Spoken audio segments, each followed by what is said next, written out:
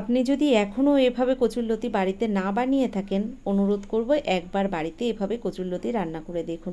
এক থালা ভাত নিমেষেই শেষ হয়ে যাবে।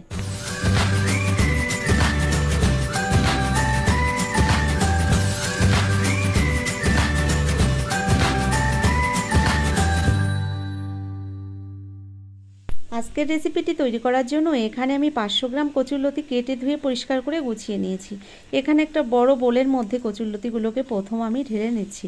এরপর একটা মশলা রেডি করব আর দেখিয়ে দেব কি কি মশলা আমি এখানে নিয়েছি।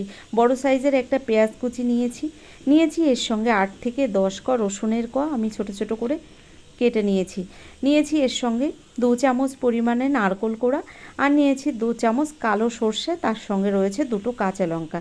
এখানে আপনারা চাইলে কিন্তু সাদা সর্ষে কালো সর্ষে মিশিয়েও কিন্তু বেটে নিতে পারেন। তো সর্ষেটা বেটে নিয়ে আবার ফিরে আসছি।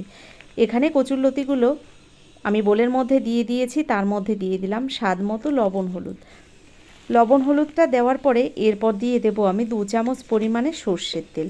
তারপর কচুরলতিটাকে ভালো করে মেখে নেব। নমস্কার বন্ধুরা, কেমন আছেন সবাই? নিশ্চয়ই সবাই ভালো আছেন, আমিও ভালো আছি। টি আর রান্নাঘর থেকে আমি তন্দ্রা আজ নিয়ে এলাম কচুরলতির একটা ইউনিক রেসিপি। তো দেখতে থাকুন আমার সম্পূর্ণ ভিডিওটি, আশা করছি আপনাদের ভীষণ ভালো লাগবে। দেখুন, হলুদ লবণ সর্ষের তেল ভালো করে আমি কচুরলতির সঙ্গে মেখে নিয়েছি। এবার দিয়ে দিলাম সর্ষে আর কাঁচা লঙ্কা বাটা। ভালো করে আমি কচুরলতির সঙ্গে কিন্তু সর্ষে আর কাঁচা লঙ্কাটাকেও মিশিয়ে নিলাম। এখানে মাখাটা পুরোপুরি রেডি হয়ে গেছে। এবার রান্নাটা আস্তে আস্তে শুরু করব। কচুরলতির সঙ্গে সব মশলাগুলো ভালো করে মাখিয়ে নিয়েছি আর এভাবে 10 মিনিট রেস্টে রেখে দেওয়ার পরে আমি রান্নাটা শুরু করছি। গ্যাসের ওপর একটা কড়াই গরম বসিয়ে দিয়েছি। কড়াইটা গরম হয়ে গেছে। কড়াইয়ের মধ্যে এবার দিয়ে দিলাম আমি পরিমাণ মতো সাদা তেল। রান্নাটা সাদা তেলে করছি। আর এখানে পরিমাণ বলতে আমি প্রায় 4 থেকে 5 চামচ সাদা তেল দিয়েছি। তেলটা গরম হয়ে গেলে ওই তেলের মধ্যে দিয়ে দিলাম রসুন কুচিটাকে একটু নেড়েচেড়ে হালকা করে ভেজে নিয়েছি। তার মধ্যে এবার দিয়ে দিচ্ছি পেঁয়াজ কুচিটাও দিয়ে দিলাম। এবার কিছুক্ষণ রসুন আর পেঁয়াজটাকে একটু ভেজে নিচ্ছি। পেঁয়াজ রসুনটা হালকা ভাজা হয়ে গেলে এরপর এর মধ্যে কিন্তু আমি বাকি উপকরণগুলো এক এক করে দিয়ে দেব। তো দেখুন, এভাবে নেড়ে চেড়ে কিছুক্ষণ টাইম ধরে আমি রসুন আর পেঁয়াজটাকে ভেজে নিয়েছি আর ভাজাটা প্রায় আমার হয়ে গেছে। পেঁয়াজ রসুনটা ভাজা হয়ে গেছে। এবার আমি কচুরলতিগুলো দিয়ে দিলাম। আর কচুরলতিটা যে পাত্রে আমি মাখিয়েছিলাম সেই পাত্রটা ধুয়ে কিছুটা জল দিয়ে দিলাম এই কচুরলতির মধ্যে। ভালো করে নেড়ে চেড়ে সব কিছু মিশিয়ে নিচ্ছি। তো দেখুন, এভাবে সব কিছু মিশিয়ে নেওয়ার পরে এবার দিয়ে দিচ্ছি যে নারকেলটা আমি কুড়িয়ে রেখেছিলাম।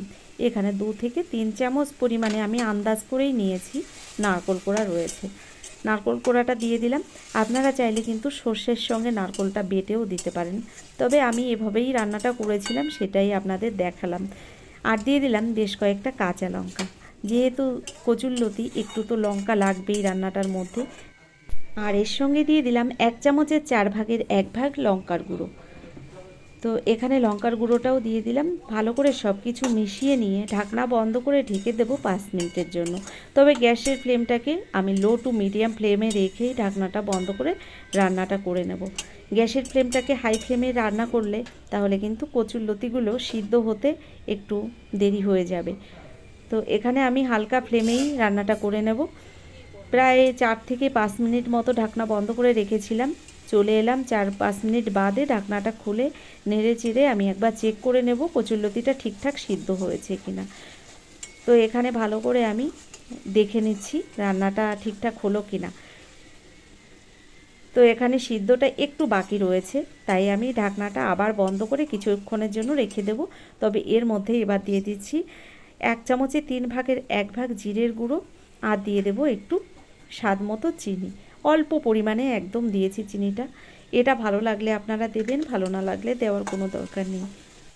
চিনি আর জিরের গুঁড়োটা দেওয়ার পরে আর একবার আমি ঢেকে দিচ্ছি এই কচুরলতিটা। তবে একদম লো ফ্লেমে ঢাকনা বন্ধ করে 2 মিনিট মতো আমি ঢেকে দেব। তো এভাবে এই রান্নাটা করা কিন্তু খুবই সহজ, কিন্তু খেতে হয় অপূর্ব। এখনও একটু শক্ত রয়েছে কচুরলতিটা। আমি গ্যাসের ফ্লেমটাকে লো ফ্লেমে রেখে আবারও 2 মিনিট ঢেকে দিচ্ছি। তো তো বন্ধুরা, আপনারা যদি এভাবে কখনো কচুরলতি না খেয়ে থাকেন, আপনাদের অনুরোধ করব এভাবে একবার বাড়িতে বানিয়ে দেখুন। আর যারা কচুরলতি খেতে পছন্দ করেন তাদের তো বিশেষ করে কোনো কথাই হবে না, কারণ এতটা টেস্ট হয় এই রান্নাটা। গরম ভাতের সঙ্গে খেতে কিন্তু অপূর্ব লাগে। দেখুন, আরও 2 মিনিট আমি ঢেকে দিয়েছিলাম গ্যাসের ফ্লেমটাকে লো ফ্লেমে রেখে। তো এখন রান্নাটা প্রায় হয়ে গেছে। তো এবার আমি ঢাকনা বন্ধ করে দেব আর গ্যাসটাকেও অফ করে দেব। রান্নাটা আমার হয়ে গেছে।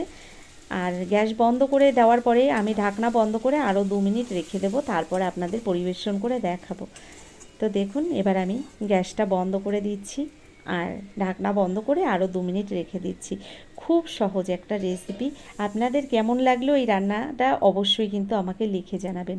যদি আমার এই রেসিপিটি আপনাদের ভালো লেগে থাকে অবশ্যই একটা লাইক দিয়ে, যারা এখনও আমার চ্যানেলটিকে সাবস্ক্রাইব করেননি অবশ্যই আমার চ্যানেলটিকে সাবস্ক্রাইব করে আমার ভিডিওর পাশে থাকা বেল আইকনটি ক্লিক করে নোটিফিকেশানটা অল করে দেবেন। আর যারা ভিডিওটা ফেসবুক থেকে দেখছেন তাদের বলবো অবশ্যই আমার আইডিটা ফলো করে আমার পাশে থেকে যাবেন। অসংখ্য ধন্যবাদ এতক্ষণ ধরে আমার এই ভিডিওটা দেখার জন্য। তবে আপনাদের আবারও বলছি, আপনারা একবার এভাবে কচুরলতি বাড়িতে বানিয়ে দেখুন। আমার মনে হয় আপনাদের প্রত্যেকেরই ভালো লাগবে রান্নাটা। দেখুন কতটা সফট হয়েছে আর কত সুন্দর সিদ্ধ হয়ে গেছে দেখুন। তো ধন্যবাদ এতক্ষণ ধরে ভিডিওটা দেখার জন্য।